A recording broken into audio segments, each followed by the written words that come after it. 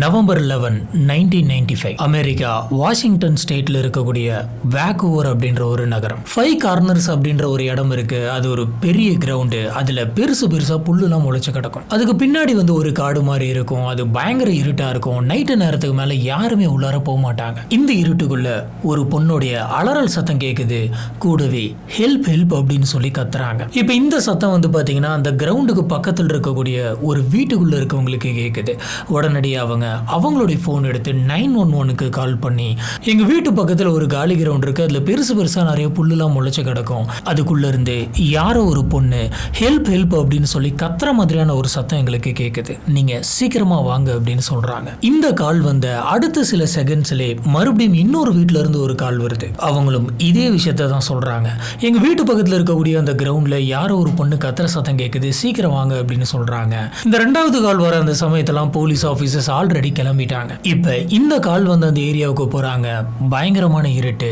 ஆபீசர்ஸ்லாம் கையில டார்ச் அடிச்சுக்கிட்டே ஒரு பக்கம் விடாம தேடிக்கிட்டே போறாங்க. ரொம்ப நேரமா தேடி பாக்குறாங்க. எவ்வளவு தேடியுமே உள்ள இருந்து யார் கத்துனாங்க அப்படின்றதே தெரியல. யாருமே அந்த காட்டுக்குள்ள இல்ல. இதனால போலீஸ் ஆபீசர்ஸ் அவங்களுடைய ரேடியோ எடுத்து இங்க யாருமே இல்லை அப்படின்னு சொல்லி அந்த இடத்த விட்டு கிளம்புறாங்க. ஆனா அன்னைக்கு நைட் அந்த இருட்டுக்குள்ள அந்த காட்டு பகுதியில 34 வயசான ஒரு பொண்ணுடைய உயிர் போகுது. அந்த பொண்ணுடைய பேரு கேரோலின். இந்த பொண்ணு இறந்ததுக்கு அப்புறமும் கிட்டத்தட்ட 30 வருஷம் கழிச்சும் இந்த பொண்ணுடைய சடலம் யாருக்குமே கிடைக்கல. இப்போ வரைக்குமே அந்த பொண்ணுடைய சடலம் எங்க இருக்குது அப்படிங்கிறது யாருக்குமே தெரியாது, இந்த கொலையை பண்ண கொலைகாரனை தவிர. இப்போ இந்த கேரோலின் அப்படின்றவங்க யாரு, அவங்களை யாரு கொலை பண்ணிருப்பா, கடைசியா அந்த நாள் அவங்களோட வாழ்க்கையில என்ன நடந்துச்சு, நம்மளோட சேனல்ல இந்த உலகத்துல நம்மளை சுத்தி எந்த மாதிரியான விஷயங்கள்லாம் நடக்குது அப்படிங்கிறத கிரைம் கேசஸா பார்த்துட்டு இருக்கோம். நம்மளோட வீடியோஸ்லாம் உங்களுக்கு பிடிச்சிருந்தது அப்படின்னு சொன்னா மறக்காம லைக் பண்ணுங்க. நம்மளோட சேனலுக்கு சப்போர்ட் பண்ணி சப்ஸ்கிரைப் பண்ணுங்க. ஹலோ ஃப்ரெண்ட்ஸ், நான் உங்க சாமி. Welcome to the spot.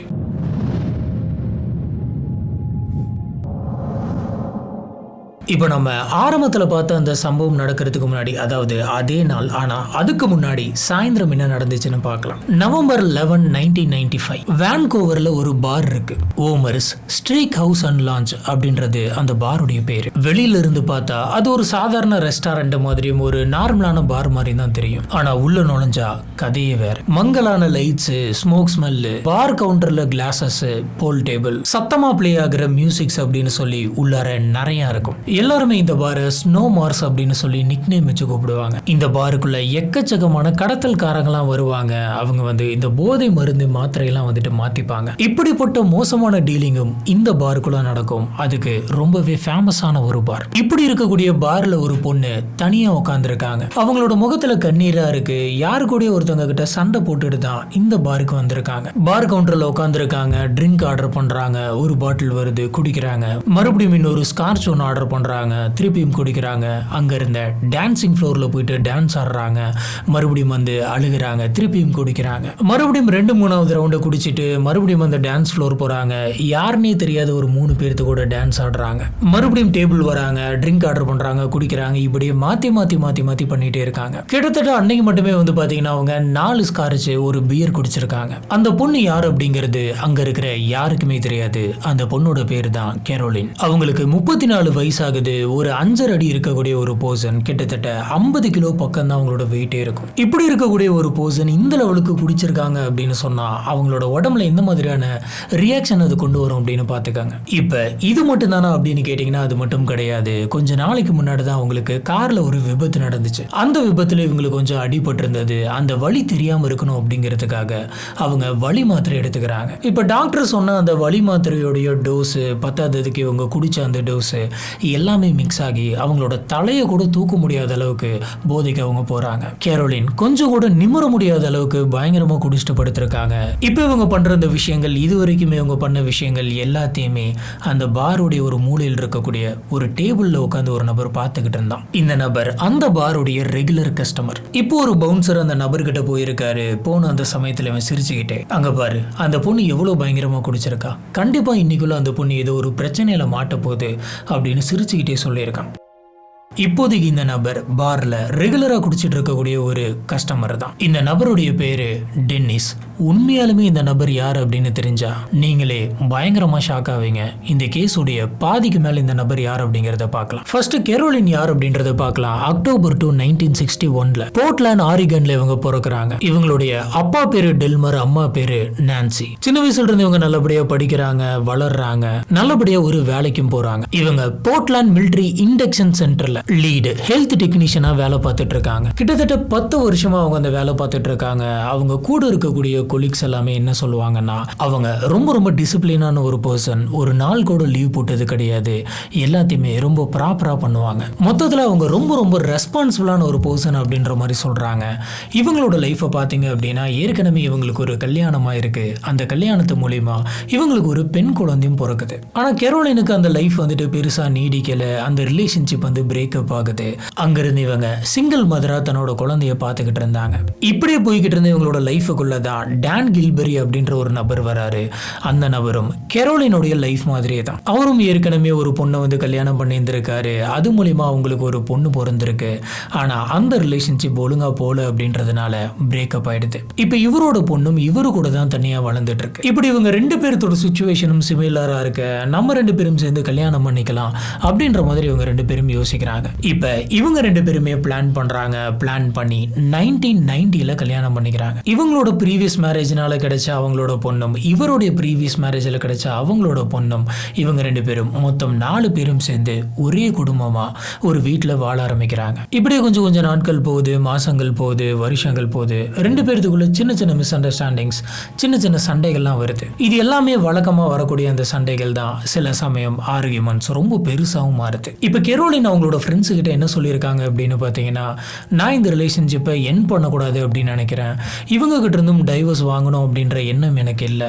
எப்படியாச்சும் இந்த ரிலேஷன்ஷிப்பை ஃபிக்ஸ் பண்ணணும், இந்த ரிலேஷன்ஷிப்பை ஒழுங்காக கொண்டு போயிட்டு நல்லபடியாக நாங்கள் வாழணும் அப்படின்ற மாதிரி சொல்லிக்கிட்டு இருந்தாங்க. இப்படி இவங்க யோசிச்சுக்கிட்டு இருந்த அந்த சமயத்தில் தான் நவம்பர் 11, 1995 அவங்க வீட்டில் அவங்க 2 பொண்ணுங்களுமே இல்லை, 2 பேரும் வெளியில் போயிட்டாங்க. இப்போ வீட்டில் 2 பொண்ணுங்களும் இல்லை, வீட்டில் இவங்க 2 பேரும் மட்டும்தான் இருக்காங்க. அப்படின்றதுனால இது ஒரு கரெக்டான ஆப்பர்ச்சுனிட்டியாக நம்ம எடுத்துக்கணும் அப்படின்ற மாதிரி நினைக்கிறாங்க. கெரோலின் இது வரைக்கும் நடந்த தவறுகள் எல்லாத்தையுமே சரி பண்ணிடலாம், நம்ம மனசு திறந்து பேசலாம் அப்படின்ற மாதிரியான ஒரு ஐடியாவில் இருந்தாங்க. சொல்லப்போனால் கிட்டத்தட்ட இவங்களோட ஹஸ்பண்டான டானுமே அதே ஐடியாவில் தான் இருந்தார். இன்னைக்கு நம்ம ஃபுல்லாக மனசு விட்டு பேசலாம் அப்படின்னு நினைச்சாங்க. அதுக்கு மேலே ஈவினிங் ஒரு ரொமான்டிக் டின்னரும் பிளான் பண்ணியிருந்தாங்க. இப்படி இவங்க 2 பேரும் வீட்டில் இருந்து டைம் ஸ்பெண்ட் பண்ணிக்கிட்டு இருந்த அந்த சமயத்தில் தான் திடீர்னு டேனுக்கு ஒரு கால் வருது. இவர் அந்த ஃபோனை அட்டன் பண்ணி பேசுகிறாரு.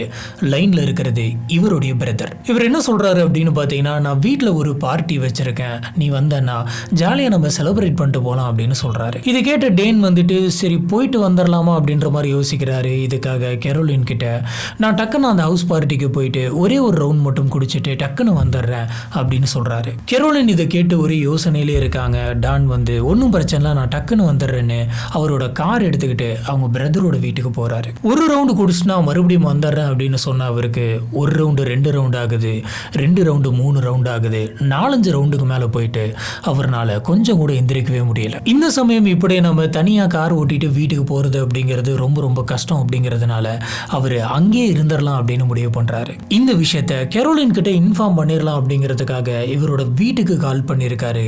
ரிங் போயிட்டே இருக்கு, ஆனால் எடுக்கல.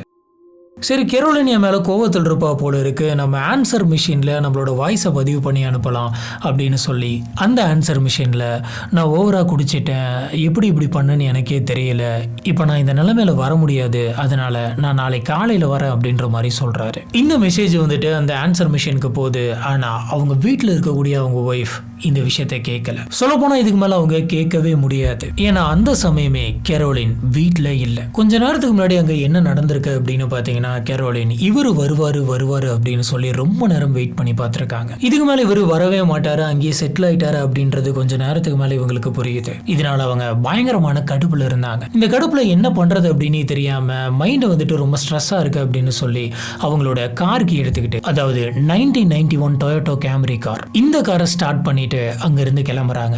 இப்படி கிளம்புன இவங்க எங்க போறாங்க அப்படின்னு பாத்தீங்கன்னா, இவங்களோட வீடு இருந்ததுக்கு ஒரு 10 மினிட்ஸ் டிராவல்ல ஒரு பார் இருக்கு. அந்த பாருடைய பேர் பேர் தான் ஓமர்ஸ் ஸ்ட்ரீக் ஹவுஸ். அந்த பாரை பத்தி நம்ம ஏற்கனவே ஸ்டார்டிங்ல நிறைய சொல்லியிருப்போம். அந்த பாருக்கு இவங்க தனியா போறாங்க. பயங்கரமான இருட்டு. இவங்க அந்த பாருக்குள்ள நுழைஞ்ச உடனே உள்ள ஸ்மோக் பண்ண அந்த புகை எல்லாமே இவங்களை தாண்டி போகுது. பயங்கரமான மியூசிக் சத்தம், யாரையுமே பார்க்கல. ஸ்ட்ரெயிட்டா இவங்க போயிட்டு கவுண்டர் டேபிள்ல உட்காடுறாங்க. வரிசையா ஆர்டர் பண்ணிக்கிட்டே இருக்காங்க, குடிச்சுக்கிட்டே இருக்காங்க. இவங்க மாத்தி மாத்தி போய் குடிச்சது, டான்ஸ் ஆடினது, அழுதது, இது எல்லாத்த பத்தி நம்ம ஏற்கனவே பார்த்திருப்போம். இப்ப இந்த விஷயங்கள் எல்லாத்தையுமே அந்த பாரோட கார்னர்ல ஒரு நபர் பார்த்துக்கிட்டு இருந்தாருன்னு சொன்னால டென்னிஸ், அவன் ரொம்ப நேரமா கெரோலினை பார்த்துக்கிட்டே இருந்திருக்கான். ஒரு கட்டத்துல அவங்க பயங்கர ஃபிளாட் அப்படின்ற விஷயம் இவனுக்கு புரியுது. இப்ப டென்னிஸ் என்ன பண்றான் அப்படின்னு பாத்தீங்கன்னா, கெரோலினோட டேபிளுக்கு பக்கத்துல போய் நிக்கிறான். அவங்க கிட்ட என்னமோ ஒரு விஷயத்த பேசுறான். அவங்கள சுத்தி என்ன நடக்குது அப்படின்றத கொஞ்சம் கூட புரிஞ்சுக்க முடியாத நிலைமையில கேரோலின் இருந்தாங்க. இப்ப மணி ஒரு 11:30 இருக்கும். டென்னிஸ் கேரோலினுடைய கையை பிடிச்சி எழுப்புறான். அவங்களோட இடுப்பு பிடிச்சி தூக்குறான். இப்ப இவன் ஓப்பனா அவங்கள தூக்கி தோல் மேல வச்சுக்கிட்டு அந்த எக்ஸிட் டோர் வழியா வெளில போறான். இவன் ஸ்ட்ரெயிட்டா பார்க்கிங் நோக்கி தான் போயிட்டு இருக்கான். இந்த சமயத்துல கேரோலின் வந்துட்டு அவங்களோட பர்ஸ் அந்த பார்லயே வச்சிடறாங்க. இந்த விஷயத்த அங்க இருந்த ஒரு பவுன்சர் நோட் பண்றாரு. அடடே, இவங்க பர்ஸை விட்டுட்டு போயிட்டாங்க போல இருக்கு.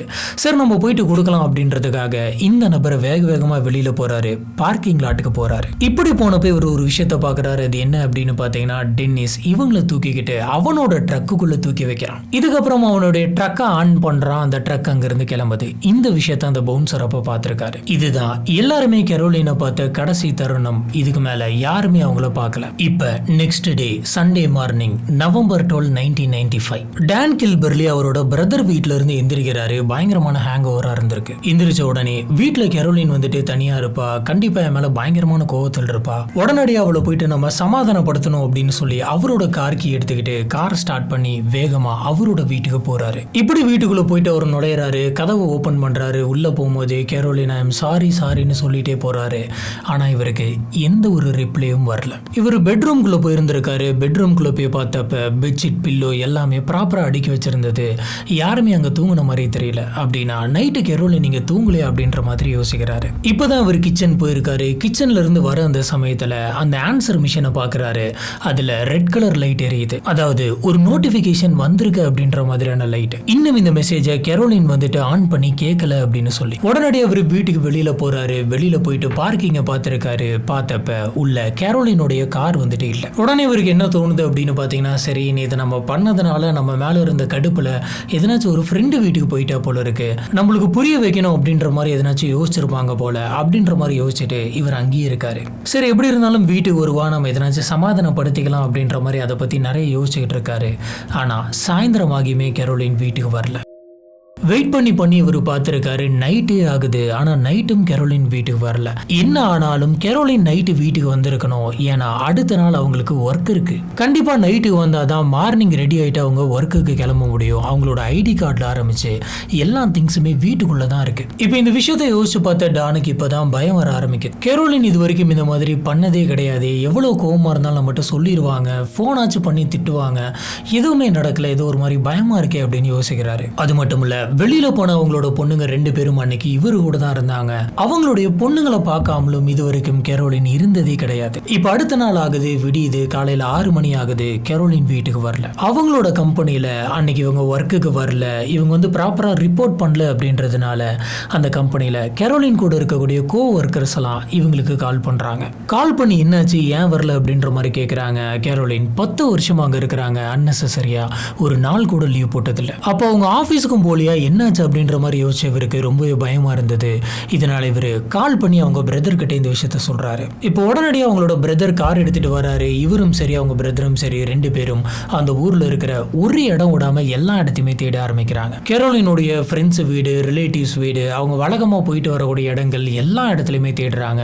ஹாஸ்பிட்டல்ஸ் கூட விட கிடையாது. அங்க இருக்கிற ஹாஸ்பிட்டல்ஸ்லயுமே போயிட்டு எதனாச்சும் பிரச்சனை, எதனாச்சும் கேசஸ் வந்துச்சா அப்படின்ற மாதிரி கேட்டுக்கிறாங்க. இப்படி தேடிக்கிட்டே இருந்த சமயத்துல கடைசியா பக்கத்துல இருக்கக்கூடிய அந்த பாருக்கு போறாங்க. அதாவது அந்த ஓமர்ஸ் பாருக்கு போறாங்க. இப்படி போன இவங்க பார்க்குள்ள போயிட்டு தேடி இருக்காங்க. எங்கேயுமே கெரோலின் இல்லை. இப்படி தேடிக்கிட்டே அவங்க பார்க்கிங் லாட்டுக்கு போன அந்த சமயத்தில் தான் கெரோலினுடைய கார் அங்க நின்றுட்டு இருக்கிறத பாக்குறாங்க. உடனடியா டான் அந்த கார் கிட்ட போய் நின்று பாக்குறாரு. ஜன்னல் வழியா பாக்குறாரு. உள்ளார கெரோலின் இல்லை. இதை பத்தி அவங்க கிட்ட போய் விசாரிச்சப்ப சாட்டர்டே நைட்டு பார்க்கான அந்த காரு கிட்டத்தட்ட 2 நாள் ஆயிடுச்சு, இன்னமே யாரும் வந்து எடுக்கல அப்படின்னு சொல்றாங்க. டான் கொள்ளையடிக்க வந்தவங்க எதனாச்சும் பண்ணிருப்பாங்களா அப்படின்ற மாதிரி அந்த காரோட டோரை இழுத்து எடுத்து பார்க்குறாரு, நார்மலாக தான் இருக்கு. காருடைய எந்த ஒரு கண்ணாடியுமே உடையல, எல்லாமே ப்ராப்பராக இருக்கு. ஆனால் கெரோலினை மட்டும் காணும். இவர் அவரோட கீயை போட்டு அந்த காரை ஓப்பன் பண்ணுறாரு. உள்ளார ஒரு லெட்டர் இருக்கு. இந்த லெட்டரில் லாஸ் ஏஞ்சல்ஸ்க்கு இப்படி தான் போகணும், நான் லாஸ் ஏஞ்சல்ஸ்க்கு போகிறேன் அப்படின்ற மாதிரி மென்ஷன் பண்ணியிருக்கு. பின்னாடி இந்த விஷயத்தை இன்வெஸ்டிகேட் பண்ணதில் இந்த லெட்டரை கெரோலின் தான் எழுதியிருக்காங்க அப்படின்றது தெரியுது. ஆனால் அந்த லெட்டரை அன்னைக்கு அவங்க எழுத கிடையாது. இந்த சம்பவம் நடக்கிறதுக்கும் ஒரு வாரத்துக்கு முன்னாடி எழுதியிருக்காங்க. தன்னோட பொண்ணுடைய ஃப்ரெண்டை இவங்க கூட்டு போயிட்டு ஏர்போர்ட்ல டிராப் பண்ணியிருக்காங்க. இந்த சமயத்தில் அவங்க வழி தெரியணும் அப்படிங்கிறதுக்காக தான் சும்மா இந்த மாதிரி எழுதியிருக்காங்க. இதுக்கு மேலே இவங்களுக்கு என்ன பண்ணுறது அப்படின்னு தெரியல. இதை இப்படியே விட்டால் கொஞ்சம் கூட சரிப்பட்டு வராது. உடனடியாக இந்த விஷயத்தை நம்ம போலீஸ் ஸ்டேஷனில் போயிட்டு சொல்லணும் அப்படின்னு சொல்லி இவங்க போலீஸ் ஸ்டேஷன் போயிட்டு ஒரு கம்ப்ளைண்ட் எழுதி தராங்க. போலீஸ் ஆஃபீஸர்ஸ் இம்மீடியட்டாக இன்வெஸ்டிகேஷனை ஸ்டார்ட் பண்ணுறாங்க. அந்த ஓமர்ஸ் பாருக்கு போயிருக்காங்க. அங்கே இருக்கக்கூடிய பார் அட்டெண்டர்ட் எல்லாம் போயிட்டு பேசியிருக்காங்க. சாட்டர்டே நைட்டு இங்கே ஒரு பொண்ணு காணாமல் போயிருக்கு, நீங்கள் பார்த்தீங்களான்னு சொல்லி ஃபோட்டோ எடுத்து காட்டுறாங்க. இதை பார்த்த உடனே அந்த பார் அட்டெண்டர் சொல்லிட்டாரு, ஆமாம் சார், எனக்கு நல்லா தெரியும். அன்றைக்கி நைட்டு இவங்க வந்திருந்தாங்க, பயங்கரமாக குடித்தாங்க, அழுதாங்க, குடித்தாங்க, டான்ஸ் பண்ணாங்க, அப்புறம் ஒரு நபர்கிட்ட பேசிக்கிட்டு இருந்தாங்க அப்படின்னு சொல்கிறாங்க. கடைசி யார்கிட்டயோ பேசிகிட்டு இருந்தாங்கன்னு சொன்னீங்களே, அது யார், அவங்களோட எங்கே போனாங்க அப்படின்ற மாதிரி கேட்டதுக்கு அவர் இந்த பாருடைய ரெகுலர் கஸ்டமர் தான் சார், அடிக்கடி வருவார், அவருடைய பேர் வந்துட்டு டென்னிஸ், அவர் தான் கடைசியாக அந்த பொண்ணுகிட்ட பேசிக்கிட்டு இருந்தாரு அப்படின்ற மாதிரி சொல்கிறாங்க. இது மட்டும் கிடையாது, அங்கே இருந்த பவுன்சரும் என்ன சொல்கிறாரு அப்படின்னு பார்த்தீங்கன்னா, ஆமாம் சார், இந்த நபர் தான் கடைசியாக கெரோலினை கூட்டிட்டு பார்ல இருந்து வெளியில் போனார். கெரோலின் அவங்களுடைய வேலட்டை விட்டுட்டு போயிட்டாங்க, அதை நான் திருப்பி தரலாம் அப்படின்னு சொல்லி போனப்ப இந்த நபர் கெரோலினை தூக்கி ட்ரக்குக்குள்ள வச்சதை நான் பார்த்தேன் அப்படின்ற மாதிரி சொல்றாரு. போலீஸ் ஆஃபீஸர்ஸ்க்கு இப்போ ஒரு பேர் கிடைச்சிருக்கு, டென்னிஸ், 33 வயசு, இந்த பாருக்கு ரெகுலரா வரக்கூடிய ஒரு கஸ்டமர். உடனடியாக டென்னிஸை போலீஸ் ஆஃபீஸர்ஸ் ஃபார்மலா விசாரிக்கலாம் அப்படின்னு சொல்லி கூட்டு வராங்க. இவருக்கு எதனாச்சும் தெரியுமா அப்படின்றத பார்க்க இன்ட்ராகேஷன் ரூமில் டென்னிஸ் என்ன சொல்கிறான் அப்படின்னு பார்த்தீங்கன்னா, ஆமாம் சார், கெரோலினை நான் பாரில் பார்த்தேன், அவங்க பயங்கரமாக குடிச்சிருந்தாங்க, நான் தான் அவங்கள கைத்தாங்களாக கூட்டிகிட்டு கீழே இருந்த கார் பார்க்கிங்க்கு போனேன். அந்த சமயம் தான் யாரோ ஒரு நபர் வந்து என்னை பிடிச்சி தள்ளி விட்டுட்டு அந்த பொண்ணை பயங்கரமாக திட்டி அந்த பொண்ணோட முடியை பிடிச்சி தரன்னு இழுத்துட்டு போனான். எனக்கு அவன் நடந்துக்கிறதெல்லாம் பார்க்கும்போது பயமாக இருந்தது. அவன் அந்த பொண்ணை பயங்கரமாக அடித்தான், என்னையும் அடித்தான். நான் இதுக்கு மேலே இங்கே இருக்க வேணாம், நம்மளுக்கு சேஃப் இல்லை அப்படின்ற மாதிரி யோசிச்சுட்டு என்னுடைய ட்ரக் எடுத்துகிட்டு நான் கிளம்பிட்டேன் அப்படின்னு சொல்றேன். ஆபீசர்ஸ்க்கு இதை கேட்கும் போதே கடுப்பா இருந்திருக்கு. என்னது, ட்ரக்ல ஏறி போயிட்டியா, ஒரு பொண்ணு இந்த மாதிரி ஒருத்தன் அடிச்சு இழுத்துட்டு போயிட்டு இருக்கா, நீ போலீஸ்க்கு கால் பண்ணும் அப்படின்னு கூட தோணலையா அப்படின்னு கேட்கறாங்க. ஆபீசர்ஸ்க்கு இவன் சொல்ற அந்த கதையெல்லாம் வந்து ஏத்துக்கிற மாதிரி இல்லை, அவங்களுக்கு கொஞ்சம் கூட இதுல உடன்பாடே இல்லை. இருந்தாலும் இவன் தான் இதை பண்ணா அப்படின்ற மாதிரியான எந்த ஒரு எவிடன்ஸுமே இல்லை, இவன் ரேண்டமா சொல்றான் அப்படின்றதுனால சரி நீ போ அப்படின்ற மாதிரி அப்போதைக்கு அவனை விட்டுறாங்க. ஆனா போலீஸ் ஆபீசர்ஸோடைய நம்பர் 1 பர்சன் ஆஃப் இன்ட்ரெஸ்ட் இவன் தான், டென்னிஸ் ஸ்மித். ஆபீசர்ஸ் அந்த சமயத்தில் டென்னிஸை விட்டுட்டாங்க. ஆனால் இந்த கேஸ் இதோட நிற்கல. ஒவ்வொரு நாளும் புது புது இன்ஃபர்மேஷன் வந்துகிட்டே இருக்கு. அது ஒவ்வொன்றுமே இப்போ வந்துட்டு போன அந்த டென்னிஸை சுற்றி இருக்கிற மாதிரி இவங்களுக்கு தோணுது. நம்ம முதல்ல பார்த்த மாதிரி இந்த கெரோலின் மிஸ் ஆன அன்னைக்கு அதே நாள் நைட்டு 11 மணிக்கு அங்கே இருக்கக்கூடிய ஒரு காட்டு பகுதி கிட்ட ஒரு பயங்கரமான குரல் கேட்டிருக்கு. ஹெல்ப் ஹெல்ப் அப்படின்னு சொல்லிட்டு ஒரு பொண்ணு கத்துன சத்தம் கேட்டதா அங்கே இருக்கிற 2-3 வீட்டில இருந்து போலீஸ்க்கு கால் போயிருக்கு. இது எப்போ நடந்திருக்கு அப்படின்னு பார்த்தீங்கன்னா மிட் நைட்ல நடந்திருக்கு. இப்போ போலீஸ் என்ன யோசிக்கிறாங்கன்னா, ஒருவேளை அது ஏன் இந்த கெரோலினா இருக்கக்கூடாது அப்படின்னு யோசிக்கிறாங்க. டென்னிஸ் கெரோலினா பார்ல இருந்து வெளியில கூட்டு போன டைமிங், அங்கிருந்து இந்த இடத்துக்கான டிராவல் டைமிங், இதெல்லாம் வச்சு பார்க்குறப்ப எல்லாமே பெர்ஃபெக்டா மேட்ச் ஆகிற மாதிரி போலீஸ் ஆஃபீஸர்ஸ்க்கு தோணி இருக்கு. அதுக்கப்புறம் டென்னிஸை பத்தி இன்னொருத்தர்கிட்ட இருந்து ஒரு தகவல் கிடைச்சிருக்கு.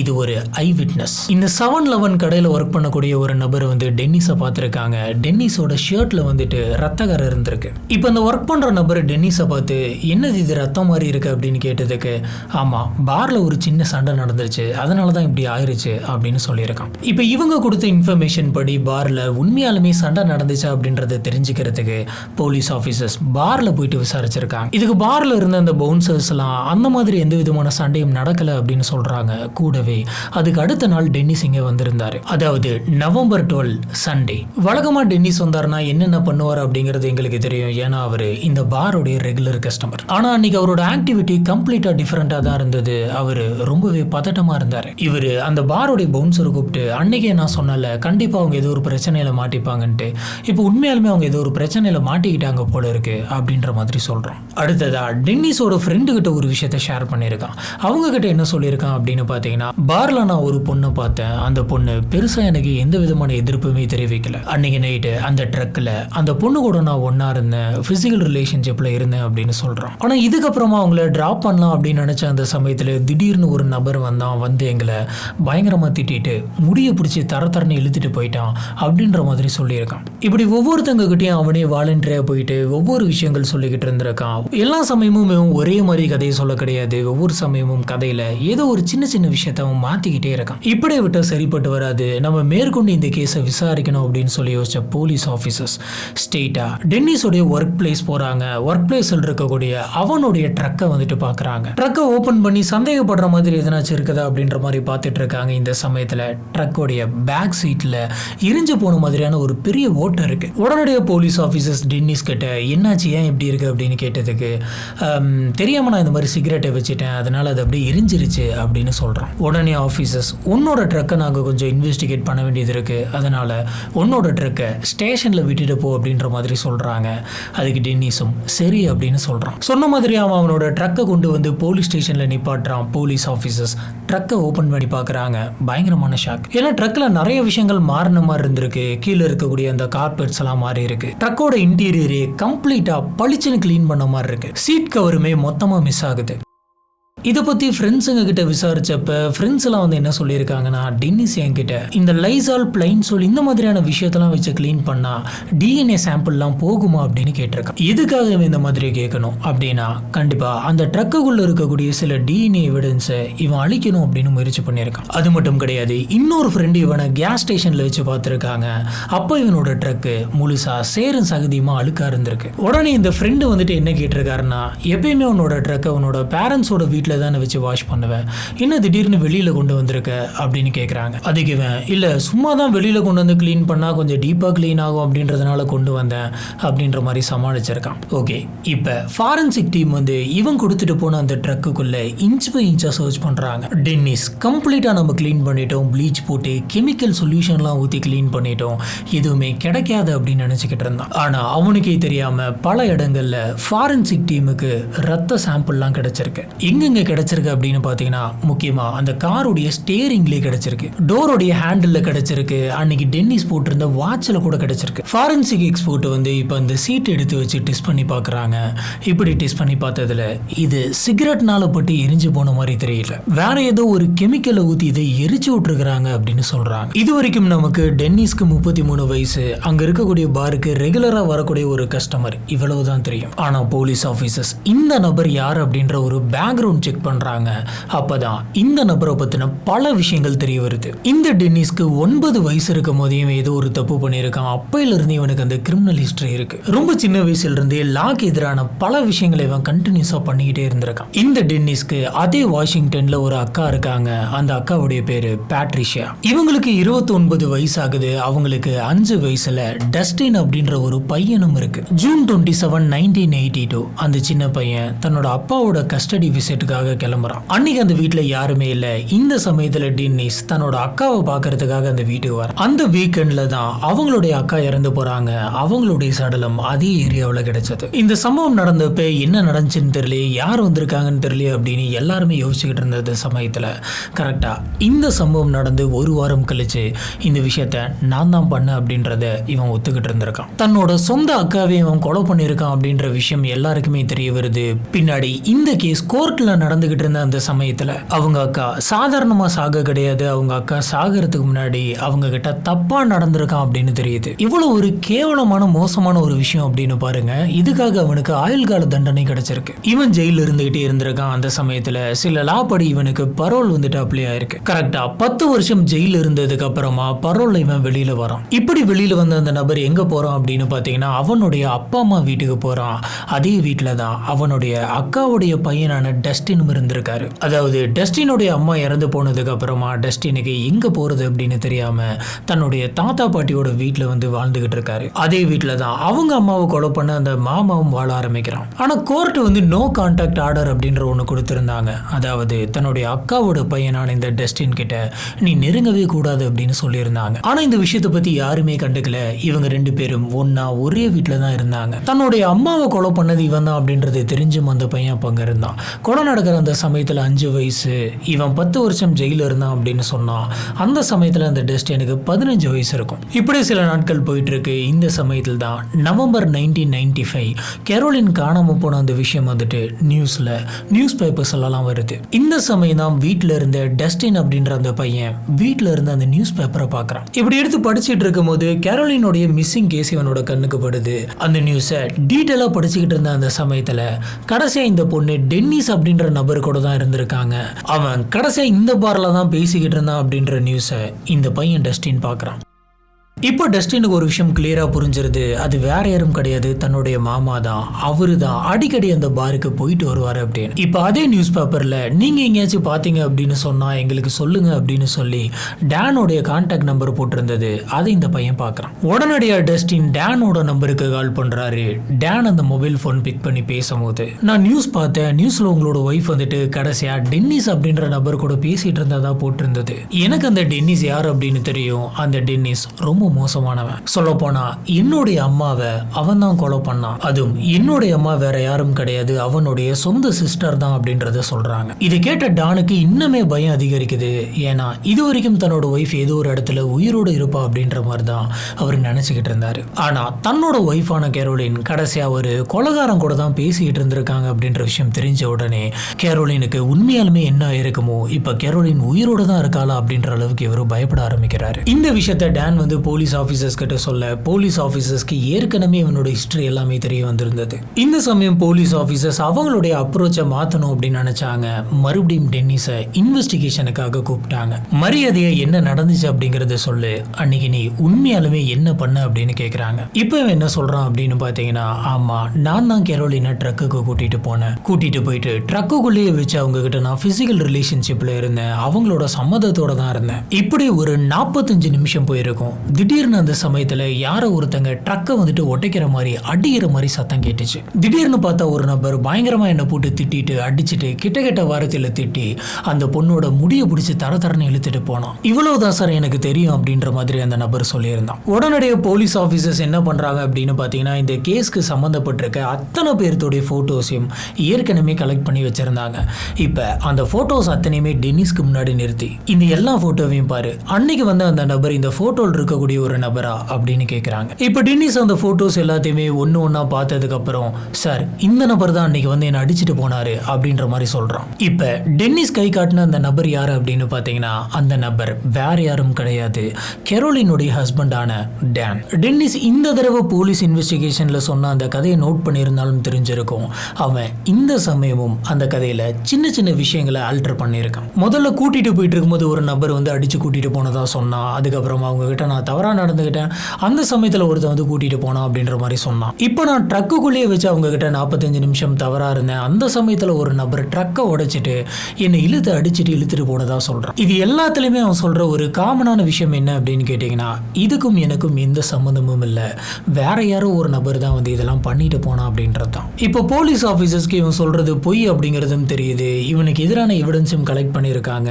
ஆனா இன்னும் ப்ராப்பரான டிஎன்ஏ ரிசல்ட்ஸ் வரல. ஒருவேளை இவங்களுக்கு கெரோலினுடைய சடலமே கிடைச்சிருந்தது அப்படின்னு சொன்னா இந்த கேஸை இன்னுமே வேற மாதிரி டீல் பண்ணிருப்பாங்க. அவங்களோட சடலத்தை எடுத்துட்டு போயிட்டு பிரேத பரிசோதனை பண்ணியோ இல்ல டெஸ்ட் பண்ணியோ இவன் தான் அதுக்கு காரணமா அப்படின்ற எல்லாத்தையுமே கலெக்ட் பண்ணி இருந்திருக்கலாம். ஆனா இந்த கேஸை பொறுத்த வரைக்கும் ஒரு பெரிய பிரச்சனை என்ன அப்படின்னு பாத்தீங்கன்னா, அது வரைக்குமே அவங்களுக்கு சடலம் கிடைக்கல. நவம்பர் 20, 1995, அதாவது கெரோலின் காணாம போன 9 நாள் கழிச்சு டென்னிஸ் வந்து ஏற்கனவே பரோல்ல தான் வெளியில் இருக்கிறான் அப்படின்றதுனால வாரம் அவன் போயிட்டு அங்க பக்கத்துல இருக்கிற ஸ்டேஷன்ல ரிப்போர்ட் பண்ணிட்டு வரணும். இப்படி ரிப்போர்ட் பண்றதுக்காக டென்னிஸ் வழக்கமா அவன் போயிட்டு வரக்கூடிய அந்த பரோல் ஆபீஸ்க்கு போயிருக்கான். அந்த ஹால்வேல நின்று இருக்கான். அப்ப அவனுக்கு நேர ஆப்போசிட்ல 2 ஆபீசர்ஸ் ஃபுல்லா ஷூட் போட்டு நின்றுட்டு இருந்திருக்காங்க. அதை பார்த்த உடனே அவனுக்கு தெரிஞ்சிருது, இவங்க சாதாரணமான ஆபீசர்ஸ் கிடையாது, இவங்க டிடெக்டிவ்ஸ் அப்படின்னு. அது மட்டும் இல்லாம நம்மள பிடிக்கிறதுக்காக தான் இங்க நின்றுட்டு இருக்காங்க அப்படின்றது தெரியுது. இதை பார்த்த உடனே அடுத்த ஃபிராக்ஷன் ஆஃப் த செகண்ட்ல வந்துட்டு கொஞ்சம் சுதாரிக்க ஆரம்பிக்கிறான். லைட்டா டர்ன் பண்றான், ஒரு ஸ்டெப் நடக்கிறான், வேகமா நடக்க ஆரம்பிக்கிறான். ஆபீசர்ஸ் இவனை ஃபாலோ பண்றாங்க. ஒரு கட்டத்துல ரொம்ப வேகமா ஓடவும் ஆரம்பிக்கிறான். இவன் ஓட ஓட ஆபீசர்ஸும் இவன் பின்னாடி துரத்திக்கிட்டு போறாங்க. இவன் வேகமா ஓடி அங்க இருக்கக்கூடிய பார்க்கிங் லாட்டோட இருட்டுக்குள்ள நுழையிறான். டிடெக்டிவ்ஸும் அதுக்கு பின்னாடியே போறாங்க.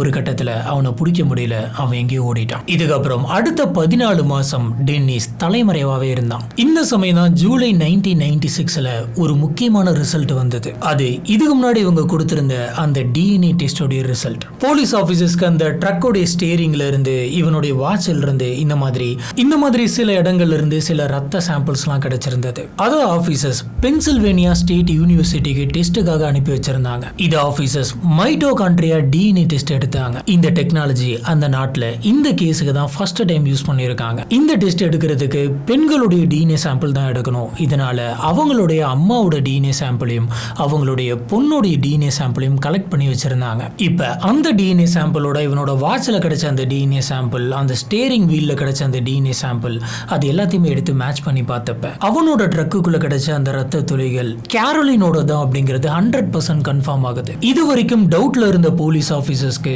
ஒரு விஷயம் கன்ஃபார்ம் ஆகுது, இவன் தான் கொலைகாரன் அப்படின்னு. உடனடியா கொலைக்கான அரெஸ்ட் வாரண்ட் வந்துட்டு வாங்கிக்கிறாங்க. FBI உடைய வாண்டட் லிஸ்ட்ல இவனுடைய பேர் வருது. யாராச்சும் இந்த நபரை கண்டுபிடிச்சு தந்தீங்க அப்படின்னு சொன்னா நான் $5,000 ரிவார்டா தரேன் அப்படின்னு அறிவிக்கிறாங்க. ஆனா டென்னிஸ் எங்க இருக்கிறான் அப்படின்றது யாருக்குமே தெரியாது. பல பேர்த்துக்கிட்ட இருந்து பல விஷயங்கள் தெரிய வந்தது. நான் இவனை இங்கே பார்த்தேன், அங்க பார்த்தேன் அப்படின்னு. இதுபடி ஆரிகன்ல, மோசஸ் லேக்ல, வாஷிங்டன்ல இந்த நபரை பார்த்தேன் அப்படின்ட்டு அங்கங்க இன்ஃபர்மேஷன் கிடைச்சிட்டு இருக்கு.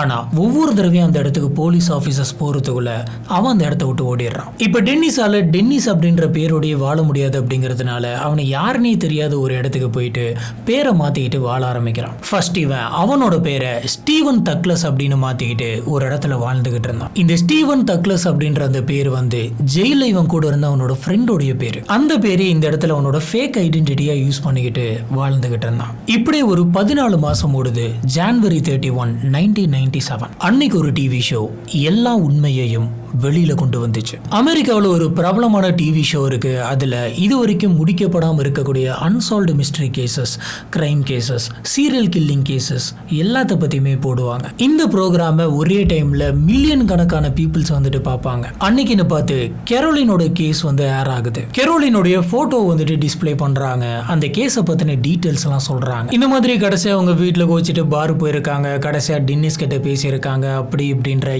எல்லா கேஸ் டீடைல்ஸையும் ஒண்ணு விடாம சொல்றாங்க. டென்னிஸ் இந்த சமயத்துல புளோரிடா பீச் பக்கத்துல டேவிட் அப்படின்ற ஒரு புது பேர்ல வாழ்ந்துகிட்டு இருந்தான். அதுவும் தனியா கிடையாது, இவனுக்குன்னு சொல்லிட்டு 2 ஃப்ரெண்ட்ஸை பிடிச்சி வச்சு அவங்களோட வாழ்ந்துட்டு இருந்தான். ட்ரேசி அப்புறம் ஜான், இவங்க தான் அந்த 2 பேரு. ஒரு நாள் தற்செயலா இவங்க 3 பேருமே வீட்டுல உட்காந்து டிவி பார்த்துட்டு இருந்த அந்த சமயத்துல கரெக்டா இந்த ப்ரோக்ராம் வந்து ஏர் ஆகுது. அதுல கெரோலினை பத்தி சொல்லிக்கிட்டு இருந்தாங்க. அவங்களோட போட்டோ போட்ட உடனே டென்னிஸோட முகமே மாறுது. இந்த கேஸ அவன் கூட இருக்கக்கூடிய மீதி 2 பேருமே சேர்ந்து தான் டிவியில பார்த்துட்டு இருக்காங்க. திடீர்னு டென்னிஸோடைய போட்டோவையும் அதுல டிஸ்பிளே பண்றாங்க. இந்த நபர் தான் வந்துட்டு உண்மையான குற்றவாளி அப்படிங்கறத டிஎன்ஏ மூலமா கண்டுபிடிச்சிருக்கோம். இந்த நபர் இப்ப தலைமறைவா இருக்கான் அப்படின்னு சொல்றாங்க. டென்னிஸ் இந்த 2 பேருக்கு கூட இப்ப டேவிட் அப்படின்ற பேர்ல ஹேர் ஸ்டைல்லாம் மாத்தி கொஞ்சம் டிஃபரெண்டா வாழ்ந்துட்டு இருக்கான். இருந்தாலும் அந்த போட்டோவை பாக்குறப்ப லைட்டா வச்சு அந்த 2 பேருக்கு டவுட் வந்திருக்கும். அந்த 2 பேரும் டிவியை பாக்குறாங்க. பார்த்துட்டு டேவிட் இங்க பாரு, இந்த டென்னிஸ் அப்படின்ற நபர் அப்படியே ஒன்ன மாதிரியே இருக்கான்ல, நீ தான் இதை பண்ணியா அப்படின்ற மாதிரி 2 பேருமே ஜோக் பண்ணிட்டு இருக்காங்க. இவங்களுக்கு அந்த சமயம் டக்குன்னு ஸ்ட்ரைக் ஆகல, இந்த நபர் தான் அது, இவனை மாதிரி இருக்கக்கூடிய நபர் இல்லை அப்படின்னு. இந்த சம்பவம் நடந்து பல வருஷம் ஆயிட்டதுனால டக்குன்னு இவங்களால அதை கண்டுபிடிக்க முடியல. டென்னிஸ்க்கு பயங்கரமா பதட்டம் வருது. இதுக்கு மேல நம்ம இருக்க முடியாது, மறுபடியும் வேற இடத்துக்கு போகலாம் அப்படின்னு முடிவு பண்ணி அவன் அந்த 2 ஃப்ரெண்ட்ஸ் கிட்ட கார் கீ தாங்க அப்படின்னு கேட்டிருக்கான். அவங்களும் கார் கீ எடுத்து தந்திருக்காங்க. இவன் கார் எடுத்துட்டு வெளில போயிருக்கான். இப்படி போனவன் அன்னைக்கு வரவே இல்லை. இவங்க 2 பேரும் என்ன நினைச்சிருக்காங்க அப்படின்னு பாத்தீங்கன்னா, சரி பக்கத்துல எங்கேயா போயிருப்பான், ஒரு வேலையா இருந்திருப்பான், திருப்பி வந்துருவான் அப்படின்னு நினைச்சிருக்காங்க. ஆனா 1 நாள் 2 நாள் 3 நாள் ஆகுது. அப்படி 3 நாள் ஆகியுமே அவன் திரும்பி வரல. இவங்களுக்கு சந்தேகம் வருது. இப்பதான் அவங்க ரெண்டு பேரும் கேஷுவலா பேசிக்கிட்டு இருந்த அந்த சமயத்துல திடீர்னு ஒரு விஷயத்தை ரியலைஸ் பண்றாங்க. அன்னைக்கு அந்த டிவியில காட்டின நபர் இவன் தான் அப்படின்னு. உடனடியே அந்த ரெண்டு பேருமே போலீஸ் ஸ்டேஷன் போறாங்க. இந்த இன்ஃபர்மேஷனை கொடுக்குறாங்க, அவங்களோட கார் டீடைல்ஸ் எல்லாத்தையுமே கொடுக்குறாங்க. இப்போ இவங்க கிட்ட காரோட டீடைல் இருக்கு அப்படின்றதுனால போலீஸ் ஆஃபீஸர்ஸ் சீக்கிரமா அந்த காரை ட்ராக் பண்ணி இவனை கண்டுபிடிச்சிடலாம் அப்படின்ற நம்பிக்கையோட இருந்தாங்க. இதுபடி பிப்ரவரி 4 1997 இந்த கார் ஒரு புளோரிடா பீச் கிட்ட போயிட்டு இருக்கு அப்படின்றத இவங்க கண்டுபிடிக்கிறாங்க. ஒரு கட்டத்துல போலீஸ் ஆபீசர்ஸ் இந்த காரை ட்ராக் பண்ணி கண்டுபிடிக்கிறாங்க. இது புளோரிடா பீச் கிட்ட நின்றுட்டு இருந்தது. போலீஸ் ஆபீசர்ஸ் சத்தமே போடாம போயிட்டு அந்த காரோடைய கண்ணாடி தட்டுறாங்க. காரோடைய கதவு லைட்டா திறக்குது. உள்ள இருந்து வெளியில வந்தது டென்னிஸ் தான். டென்னிஸ் கொஞ்சம் கூட டைம் வேஸ்ட் பண்ணாம இவங்களை தள்ளி விட்டுட்டு அந்த இடத்துல இருந்து ஓடுறான். ஆபீசர்ஸ் நிறைய பேர் இவனை துரத்தி பிடிக்கிறதுக்கு முயற்சி பண்ணி பின்னாடியே ஓடுறாங்க. இவன் எல்லாத்தையுமே தட்டி விட்டுட்டு அந்த இடத்துல இருந்து ஓடுறான். வேற வழியே இல்லை அப்படின்னு சொல்லி அங்க இருந்த ஆபீசர்ஸ் துப்பாக்கி யூஸ் பண்றாங்க. இப்படி இவன் டைவ் அடிச்சு ஓடிட்டு இருந்த அந்த சமயத்துல இவனை நிப்பாட்டணும் அப்படிங்கிறதுக்காக துப்பாக்கி வச்சு சுட்டப்ப அந்த தோட்டா இவனுடைய கழுத்துல போயிட்டு பாயுது. அங்கே அவனுக்கு ரத்தம் வெளியில போக ஆரம்பிக்குது. உடனடியா மயங்கி கீழே விழுகிறான். போலீஸ் ஆபீசர்ஸ் டக்குன்னு இவனை தூக்கி ஆம்புலன்ஸ்ல போட்டு ஹாஸ்பிட்டல்ல போய் சேர்க்கிறாங்க.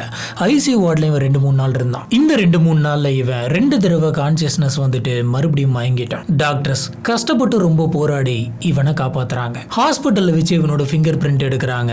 இவனோட ஃபிங்கர் பிரிண்ட்டை டென்னிஸோட வச்சு மேட்ச் பண்ணி பாக்குறாங்க. இவன் தான் அந்த நபர் அப்படின்றது 100% தெரியுது. என்னதான் பார்க்கும் போதே இவன் டென்னிஸ் தான் அப்படின்னு தெரிஞ்சாலும் கோர்ட்டுக்கு எல்லாமே எவிடன்ஸா வேணும் அப்படிங்கிறதுனால தான் இவனோட ஃபிங்கர் பிரிண்ட் எடுத்து செக் பண்ணாங்க. மே 1998 வாஷிங்டன் ஸ்டேட் கோர்ட் டென்னி ஸ்மித்தோட கையில விலங்க மாட்டி கோர்ட்டுக்குள்ள கூட்டிட்டு வராங்க. அவனோட கழுத்துல அந்த தோட்டாப்பட்ட தழும்போடையே அவன் நடந்து உள்ள வரான். நீ தான் இந்த கொலையை பண்ணியிருக்கன்னு எங்களுக்கு கன்ஃபார்மா தெரியும், நீ தான் முக்கிய குற்றவாளி அப்படின்னு சொல்றாங்க. இந்த சமயத்துல கோர்ட் வந்துட்டு இவனுக்கு ஒரு ஆஃபர் கொடுக்குது. அது என்ன அப்படின்னா, இப்ப நீ அந்த சடலத்தை எங்க வச்சிருக்க அப்படின்றத சொல்லிட்டேன்னா உன்னோட தண்டனை காலத்தை நாங்க கொஞ்சம் குறைப்போம் அப்படின்னு சொல்றாங்க. ஆனா டென்னிஸ் கடைசி வரைக்குமே கேரோலினோட சடலத்தை எங்க வச்சிருக்கேன் அப்படின்றத சொல்லவே இல்லை. இதனால எந்தவித தண்டனையும் குறைக்காம இவனுக்கு தீர்ப்பு கொடுத்தாங்க. இவங்களுக்கு கிடைச்சிருக்க அந்த பிளட் சாம்பிள்ஸ், டிஎன்ஏ ஆதாரங்கள், அப்புறம் அந்த 7-11 அப்படின்ற அந்த கடையில் இருந்த ஒரு ஸ்டாஃப் இவரோட சட்டையில அன்னைக்கு நான் ரத்தத்தை பார்த்தேன் அப்படின்னு சொன்னது. இவனோட ஃப்ரெண்ட்ஸுங்க கிட்ட எல்லாம் போயிட்டு இந்த டிஎன்ஏ எவிடன்ஸ் எல்லாம் எப்படி அழிக்கிறது, லைசால்லாம் போட்டு கிளீன் பண்ணா அந்த டிஎன்ஏ எவிடன்ஸ் அழிக்க முடியுமா அப்படின்னு கேட்டது. இந்த எல்லா விஷயத்தையுமே வந்து பேசுறாங்க. சொல்ல போனா இந்த கேஸை பத்தி மட்டும் பார்க்க கிடையாது, ஏற்கனவே அவங்க அக்காவை கொலை பண்ணிட்டு தான் அதுல பரோல்ல தான் வெளில வந்திருக்கான். ஏற்கனவே பரோல்ல இருக்கக்கூடிய கைதி மறுபடியும் ஒரு தப்பு பண்ணா அதுக்கும் சேர்த்தி தான் வந்து சென்டென்ஸ் வரும். அது ரொம்பவே அதிகமா இருக்கும். சொல்ல போனா சட்டத்தை மீறி ஒழுங்கா இல்லாம பரோல் டைம்ல வெளியில வந்ததுக்காக மட்டுமே அவனுக்கு 99 வருஷம் ஜெயில் தண்டனை கொடுத்திருந்தாங்க. டென்னிஸ்க்கு இதுக்கு மேல நம்மளால வாழ்க்கை ஃபுல்லா வெளியவே வர முடியாது அப்படின்ற விஷயம் தெரிஞ்சிருது. இந்த சமயம் டானோட ஃபேமிலி சிஸ்டம் சரியில்லை அப்படின்ற மாதிரி கோர்ட்ல ஒரு பெட்டிஷன் போடுறாங்க. எங்களுக்கு நியாயமான தீர்ப்பு கிடைக்கணும் அப்படின்னு சொல்றாங்க. எதுக்கு அப்படின்னு பார்த்தீங்கன்னா, டென்னிஸ் ஏற்கனவே அவங்களோட அக்காவை கொலை பண்ணிட்டு பரோல்ல தான் வெளில இருந்திருக்கான். அதுவும் பல கண்டிஷன்ஸோட. இப்படி இவன் பரோல்ல வெளில வந்த அந்த சமயத்துல குடிக்கவே கூடாது அப்படின்ற ஒரு கண்டிஷனும் இருந்தது. ஏன்னா ஒருவேளை இவன் குடிச்சாலோ இல்ல சில போதை மருந்துகள் எடுத்திருந்தாலோ அதனால இவன் மைண்டு மாறி மறுபடியும் பழைய மாதிரியான குற்றங்கள் பண்றதுக்கு வாய்ப்பு இருக்குன்னு இந்த பரோல்ல வெளில வரக்கூடிய அந்த சமயத்துல நீ குடிக்கவே கூடாது அப்படின்ற மாதிரி சொல்லியிருந்தாங்க. ஆனா இவன் ரெகுலரா பக்கத்துல இருக்கிற பாருக்கு போயிட்டு குடிச்சிட்டு இருந்திருக்கான். அங்க ஒரு ரெகுலர் கஸ்டமராகவே இருந்திருக்கான். அது மட்டும் இல்லாம இவன் கொலை செஞ்ச அவனோட அக்காவோட பையனை இவன் பார்க்கவே கூடாது, அவன் கிட்டேயே போக கூடாது அப்படின்னு சொல்லியிருந்தாங்க. ஆனா இவன் அவங்க அம்மா அப்பாவோட வீட்டுல அவங்க அக்கா பையன் கூட தான் இவன் வாழ்ந்துகிட்டு இருந்தான். ரெகுலரா அவன் குடிச்சிருக்கானா இல்லையா அப்படின்றத கன்ஃபார்ம் பண்றதுக்காக டாக்டர் கிட்ட போயிட்டு ஒரு டெஸ்ட் ரிப்போர்ட்டையும் வாங்கணும். ஆனா இவன் ரெகுலர் பேசிக்ஸ்ல டாக்டர் கிட்ட போவே கிடையாது. போனா அவங்க கண்டுபிடிச்சிருவாங்க அப்படின்றது அவனுக்கு தெரியும். இப்படி போயிட்டு நான் எந்த ஒரு போதை மருந்து யூஸ் பண்ணல, நான் குடிக்கல அப்படின்ற அந்த சர்டிபிகேட்டை வாங்கவே இல்லை. இந்த மாதிரி பல விஷயங்களை வந்து பிரேக் பண்ணி தான் வாழ்ந்திருக்கான். இந்த விஷயங்கள் எல்லாத்தையுமே அங்க இருக்கக்கூடிய ஆபீசர்ஸ் ரெகுலரா மானிட்டர் பண்ணல. மானிட்டர் பண்றதுக்கான சிஸ்டம் நம்ம கிட்ட இல்ல. ஒருவேளை இதெல்லாம் இவன் கரெக்டா ஃபாலோ பண்றானா இல்லையா அப்படிங்கறத முறையா மானிட்டர் பண்ணிக்கிட்டு இருந்திருந்தாங்க அப்படின்னு சொன்னா இந்த மாதிரியான ஒரு குற்றம் நடந்து இருந்திருக்காது அப்படின்னு சொல்றாங்க. இப்போ கோர்ட் இந்த பெட்டிஷனை பத்தி ரொம்ப டீடைலா டிஸ்கஸ் பண்றாங்க. பண்ணப்ப டான் சொல்றது கரெக்ட் தான் அப்படிங்கிறது புரியுது. இதனால இன்னமே சிஸ்டம்ல சில சேஞ்சஸ் கொண்டு வந்தாங்க. இப்போ டான் சொல்றது எல்லாமே கரெக்ட் தான், அவருக்கு ஒரு நஷ்ட ஈடு தரணும் அப்படின்னு சொல்லி அவருக்கு $2.8 மில்லியன் வந்து நஷ்ட ஈடா கொடுத்தாங்க. டான் இந்த காசு எதுவுமே கேரோலினை திருப்பி கொடுக்க போறதில்ல அப்படின்னு சொன்னாரு. அதுக்கப்புறம் டென்னி ஸ்மித் ஜெயிலுக்கு போயிட்டான். இப்ப எல்லாருக்குமே இருக்கக்கூடிய ஒரே ஒரு கேள்வி, உண்மையாலுமே இவன் கெரோலினுடைய சடலத்தை எங்க வச்சு புதைச்சிருக்கான், என்ன பண்ணான். போலீஸ் ஆபீசர்ஸ் ரெகுலர் பேசிக்ல இந்த சடலத்தை நீ எங்க வச்சிருந்த அப்படின்ற மாதிரி கேட்டுக்கிட்டே இருக்காங்க. இப்படி கேட்டுக்கிட்டே இருந்த இந்த சமயத்துல ஒரு தடவை நான் லார்ஜ் மவுண்டன்ல இந்த பகுதியில வச்சிருக்கேன் அப்படின்னு சொன்னான். உடனடியே ஆபீசர்ஸ் அத்தனை பேருமே அந்த பகுதிக்கு போனாங்க. அந்த இடத்த கம்ப்ளீட்டா தோண்டி பார்த்தாங்க. ஆனா அவங்களுக்கு சடலம் கிடைக்கல. டென்னிஸ் சொன்னது தப்பான லொகேஷன். திரும்ப திரும்ப கேட்டு பார்த்திருக்காங்க. ஆனா டென்னிஸ் வந்துட்டு என்ன நடந்துச்சு அப்படிங்கறத சொல்லவே இல்லை.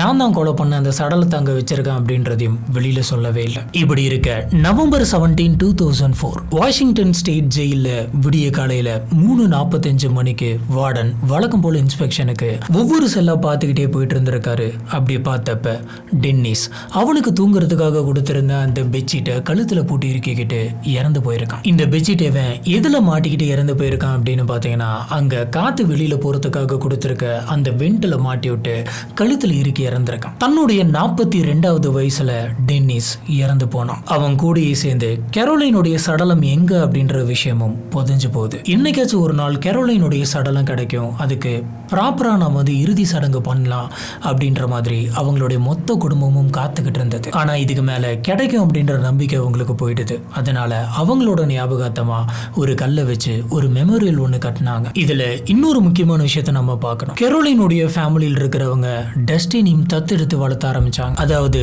டென்னிஸோடைய அக்காவுடைய பையன். இவங்க கொலைகாரனுடைய அக்கா பையன் அப்படின்னு நினைக்க கிடையாது. பாதிக்கப்பட்டு இறந்த ஒரு பொண்ணுடைய பையனா தான் பார்த்தாங்க. அது மட்டும் இல்லாம டஸ்டின் இந்த கேஸை சால்வ் பண்ணும் அப்படிங்கிறதுக்காக டேனுக்கு ஒரு தடவை ஃபோன் பண்ணி என்னுடைய மாமா தான் கடைசியா கெரோலின் கூட பேசிக்கிட்டு இருந்தாங்க, அவர் நல்லவர் கிடையாது அப்படின்றத இன்ஃபர்மேஷனை டான் கிட்ட கொடுத்திருந்தாரு. இப்ப பாதிக்கப்பட்ட இவங்க எல்லாருமே சேர்ந்து ஒன்னா ஒரே குடும்பமா வாழ ஆரம்பிச்சாங்க. கடைசி வரைக்கும் கெரோலின் அன்னைக்கு நைட் இவன் என்ன பண்ணா, அவங்களோட சடலத்தை எங்க வச்சு புதைச்சிருக்கான் அப்படின்றது தெரியாமலே போயிடுது. இன்னைக்கு கேஸை பொறுத்த வரைக்கும் டென்னிஸ் அவன் தான் இங்கே நடந்த எல்லா விஷயத்துக்குமே காரணம். அவனால் மொத்தமாக 2 குடும்பம் கம்ப்ளீட்டாக சதைஞ்சு போச்சு. தன்னுடைய அக்கா கிட்டே இந்த மாதிரி தவறாக நடந்துக்கிட்டு கொலை பண்ணியிருக்கான் அப்படின்ற விஷயம் கோர்ட்டுக்கு தெரிஞ்சப்பயே நாளைக்கு இவன் திருந்துறதுக்கு வாய்ப்பே இல்லை அப்படின்ற விஷயத்த புரிஞ்சுக்கிட்டு இருந்திருக்கணும். இந்த மாதிரியான ஒரு அயோக்கியனை சும்மா கூட வெளியில் விட்டோம் அப்படின்னு சொன்னால் கண்டிப்பாக மற்ற பொண்ணுங்களுக்கும் அது பாதிப்பு அப்படின்றத அன்னைக்கே அவங்க புரிஞ்சிருக்கணும். ஏன்னா சில தப்புகள் பண்ணுற அந்த நபர்கள் மட்டும்தான் இங்கே திருந்துறதுக்கு வாய்ப்பு இருக்கு.